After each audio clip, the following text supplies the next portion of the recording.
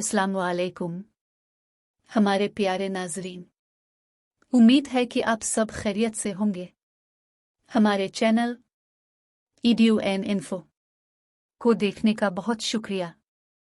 हम आपके लिए बेहतरीन इखलाकी कहानियाँ, इस्लामी कहानियाँ और मज़ाहिया कहानियाँ लेकर आए हैं।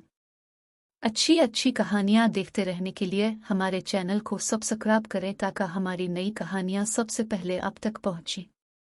हमारे चैनल को लाइक और सब्सक्राइब करें। शुक्रिया। अब चलते हैं अपनी कहानी की तरफ।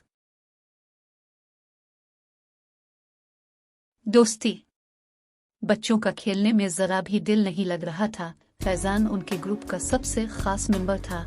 वो पिछले कई हफ्ते से खेलने नहीं आ रहा था। आज भी वो नहीं आया तो बच्चे दुखी होकर घास पर बैठ गए। निहाल ने कहा, मुझे नहीं लगता कि फैजान अब कभी हमारे साथ खेलने के लिए आएगा। करमू काका बता रहे थे कि उसके पापा का प्रमोशन हो गया है, वो एक बड़े ऑफिसर बन गए हैं। भला वो अब हमारे साथ खेलने क्यों आएगा? लेकिन इससे इसका क्या लेना देना? असलम ने पूछा।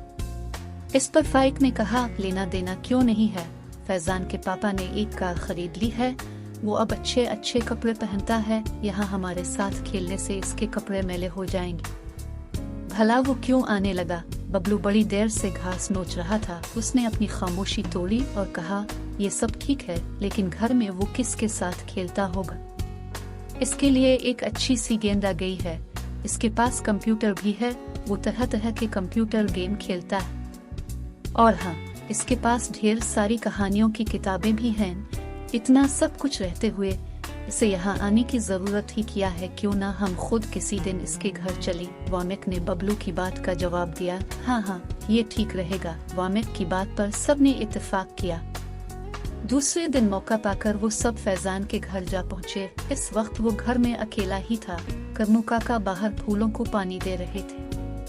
अपने दोस्तों को देखकर फैजान फूला न समाया, लेकिन अगले ही पल वो उदासी से कहने लगा, मैं रोजाना तुम सब के साथ खेलने आना चाहता हूँ, लेकिन मेरे मम्मी पापा ने मुझे इसके लिए मना कर दिया है। उन्हें पार्टियों में जाने से फुर्सत नहीं है और मैं यहाँ अकेला पड़ा बोर होता रहता हूँ। प्लीज तुम सब मेरे लिए कुछ करो। ये कहते कहते फैजान की आंखें भर आएं और वो रोने लगा। फैजान की बात सुनकर बच्चों का शक और शुबा दूर हो गया। वो सब सोचने लगे कि अब क्या करना चाहिए। निहाल के दिमाग में एक तरकीब सूझी। जब इसने अपनी राय जाहिर की तो सब खुश हो गए। फिर सब बच्चों ने मिलकर इस पर मशवरा किया और फैजान को खुदा हाफिज कहते हुए लूट गए। दूसरे दिन फैजान ने देखा कि इसके मम्मी पापा कहीं जाने के लिए तैयार हो रहे थे। उसने मम्मी से पूछा, आप लोग कहाँ जा रहे हैं? एक पार्टी में जा रहे हैं बेटा, तुम अपना ख्याल रखना और बाहर नहीं जाना, चुपचाप घर में ही खेलना। और हाँ, करमू काका को तंग मत करना। मम्मी कहा। फैजान ने पूछा, क्या पार्टी में जाना जरूरी है?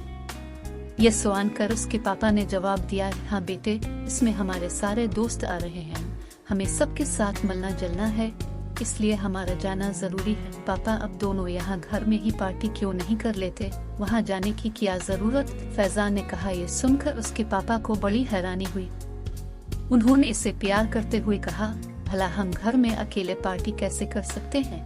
इसके लिए हमारे सभी दोस्तों का होना जरूरी है, इसलिए तो हम वहाँ जा रहे हैं। मौका पाते ही फैजान ने अपनी बात कह दी। पापा, जब आप दोनों घर में अकेले पार्टी नहीं कर सकते तो मैं भला यहाँ अकेला कैसे खेल सकता हूँ?